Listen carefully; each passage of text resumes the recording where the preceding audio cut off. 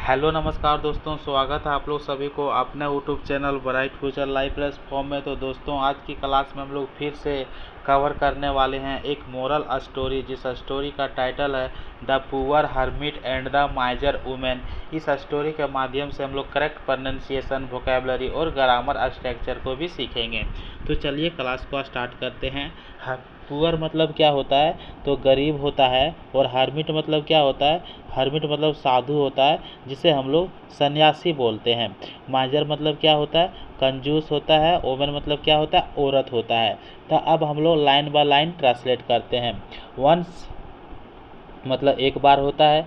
There was a poor and old hermit, the villagers used to give him alms every day. Alms बोलते हैं इसको, L जो है सो silent है। तो इसका मतलब जो निकल के आता है कि एक बार देयर वाज अ पुअर, वहाँ पर एक गरीब और बूढ़ा साधु थे, यानी कि गरीब और बूढ़ा साधु थे। विलेजर्स यानी कि विलेजर्स मतलब था जो गांव के लोग था, यूज टू गिव उसे दिया करता था, आर्म्स एवरी डे। तो आर्म्स मतलब क्या होता है, तो उसे क्या मतलब दिया करता था। तो आर्म्स मतलब समझते हो ना क्या होता है सो, आर्म्स मतलब भीख होता है। क्या, भीख होता है। तो यहाँ पे और यूज टू का हम लोग कहाँ पर जो करते हैं, जैसे कि खेला करता था तो यूज टू प्ले, जाया करता था तो यूज टू गो, तो यूज टू डांस, डांस किया करता था। तो इसी प्रकार भीख दिया करता था तो यूज टू गिव, तो भीख दिया करता था प्रत्येक दिन। कौन, गांव का लोग, ठीक है। The hermit had the habit of sharing his food with विगर्स and needy people. तो यहाँ पे हम लोग देखते हैं, यहाँ जो पॉजेसिव होता है ना, जो पॉजेसिव जो होती है अधिकार जैसे जमाए रखता है कि मेरे पास 2 कार है, तो आई हैव 2 कार्स। जैसे बोलते हैं प्रेजेंट में, मेरे पास 2 कार था तो आई हैड 2 कार्स, तो मेरे पास 2 कार्स था। तो इसी प्रकार से उसका आदत था, यानी कि उसके पास आदत था। तो the hermit had the habit, जो साधु था उसके पास आदत था, ऑफ शेयरिंग, शेयरिंग करने का अपना फूड विथ वेगर्स, भिखारी के साथ, एंड नीडी पीपल। नीडी मतलब क्या होता है, जिसे ज़रूरतमंद लोग बोलते हैं। ज़रूरतमंद लोग को हम लोग जैसे बोलते हैं ज़रूरतमंद, तो उसे हम लोग नीडी बोलते हैं। तो इस लाइन का पूरा निकल कर आता है कि हर्मिट जो है, साधु जो था, उसके पास आदत था अपना भोजन शेयर करने का, यानी बांटने का भिखारियों के साथ में, और नीडी पीपल जिसे ज़रूरतमंद हो खाने का, ठीक है, वो बांट दिया करता था। Once he reached an old women's house. तो वुमेन्स मतलब हम लोग एस का प्रयोग कहाँ पे करते हैं, अपॉस्ट्रोफी एस का, जहाँ पे हम लोग का की के जोड़ने का रहता है। तो यहाँ पे हम लोग देखते हैं, एक बार ही रीच मतलब क्या था, पहुँचना। एन ओल्ड वुमेन्स हाउस, एक बूढ़ी औरत का घर पहुँचा। तो इस लाइन का अर्थ निकलता है कि एक दिन वह एक बूढ़ी औरत का घर पहुँचा। सी वाज या cruel women and a माइजर। Cruel मतलब होता है निर्दयी, और माइजर मतलब होता है कंजूस। जो लेडीज जो थी, जो बूढ़ी औरत जो थी, वो कैसा था, निर्दयी औरत था और कंजूस औरत थी। वन आस्किंग फॉर आर्म्स, भीख मांगते हुए, यानी वो भीख आस्किंग मतलब, आस्किंग फॉर मतलब, आस्क मतलब होता है पूछना, लेकिन आस्क के बाद यदि फोर जुट जाता है तो उसके अर्थ होता है मांगना। तो भीख मांगते हुए वह औरत के पास गया, ठीक है। She gave some left over food to the hermit. She gave मतलब होता है देना, उसने दिया कुछ, लेफ्ट ओवर मतलब होता है बचा खुचा खाना, बचा खुचा फूड, टू द हर्मिट सन्यासी को। तो इस लाइन से निकलता है कि सन्यासी को उसने बचा खुचा खाना दिया। The next day the hermit went to her house for food once again. Next day दूसरे दिन हर्मिट जो है फिर से गया उसका घर फिर से गया भोजन के लिए एक बार। तो यहाँ पे देखते हैं, इस लाइन का अर्थ निकलता है कि नेक्स्ट डे साधु जो है उसका घर एक बार फिर से गया भोजन के लिए। इस प्रकार से देखते हैं, ये साधु जो है इस प्रकार से गया है, ठीक है। अब हम लोग देखते हैं, सी गैव उसने दिया, फूड उसने फूड दिया। अगेन, अगेन मतलब होता है फिर। अनविलिंगली, अनविलिंगली मतलब क्या होता है, कुछ भी चीज़ यदि आप देना तो उसे इच्छा से देना, तो इच्छा से, लेकिन वह इच्छा से नहीं दिया। जब इच्छा से नहीं देता है तो उसे अनविलिंगली बोलते हैं, ठीक है। तो उसने फूड दिया लेकिन अपनी इच्छा से या इच्छा से दिया। विथ या हैवी हार्ट, बहुत भारी दिल से। कैसा, बहुत भारी दिल से, यानी कि हैवी हार्ट यानी भारी मन से दिया। तो यहाँ पे इसका लाइन जो निकलता है, one seeing the hermit on the third day the old woman got aerated.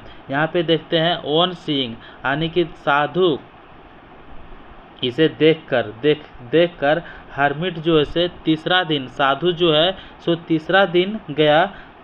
Third day old woman जो से क्या किया, एरिटेट हो जाना, यानी कि एरिटेट मतलब होता है कि चिढ़ जाना। जब ये साधु तीसरा दिन भी चल गया इसको देखकर तो वो से औरत जो से चिढ़ गया। तो यहाँ पे देखते हैं इस लाइन का पूरा निकल कर क्या आता है। इस लाइन का मतलब पूरा निकलता है कि उसने भोजन तो दिया, उसने भोजन तो दिया। जो दूसरा दिन गया तो उसने भोजन तो दिया लेकिन यह इच्छा से दिया, ठीक है, इच्छा से नहीं दिया, और वो भी भारी मन से दिया था। तो इसे देखकर जब तीसरा दिन गया, साधु जब तीसरा दिन गया तो वो बूढ़ी औरत जो थी है सो चिढ़ गई थी।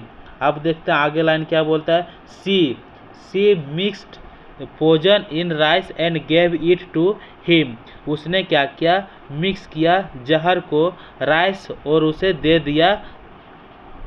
तो इस लाइन का मतलब निकलता है कि जब उससे चिढ़ गया था ना तो वो भोजन में जैसे जहर को मिक्स कर दिया राइस में और उसे दे दिया, ठीक है। द हर्मिट रीच्ड हर हट।